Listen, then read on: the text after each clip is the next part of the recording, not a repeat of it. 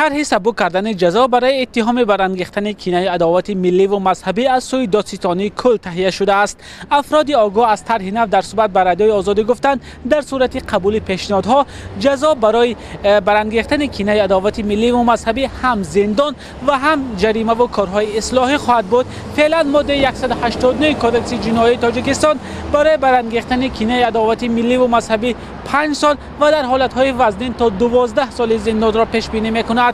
مسئولین وزارت عدلیه تاجیکستان گفتند در صورت قبول پیشنهاد اگر شخص بار اول دست به برانگیختن کینه عداوت ملی و مذهبی زده باشد و سطح عملی صادر کردهش برای جامعه خفناک نباشد، پس او را مقامات میتوانند با جریمه و کارهای اصلاحی زندان نکنند. اما اگر شهروندان برای برانگیختن کینه عداوت ملی و مذهبی آن وقت به زندان میروند که اگر سطح خفناکی عملی کردهشان بلند باشد و دوام 1 سال دوباره این عمل را صادر کرده باشند. مقامات میگویند سبکتر کردن جزا برای ماده 189 کدکس جنایی تاجیکستان با نظرداشت عهده‌داری‌های بین المللی تاجیکستان و با هدف تامین عدالت صورت میگیرد.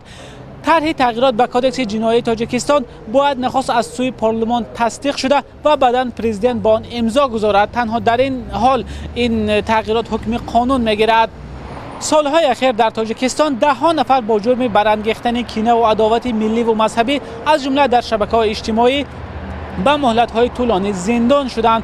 با این همه مقامات میگویند تغییر قانون کاربران شبکه‌های اجتماعی را تنها از لایک گذاشتن زیر مطالبی که کینه عداوت ملی و مذهبی را برمی‌انگیزد و آنها از کردهشان پشیمان شدند آزاد می‌کند.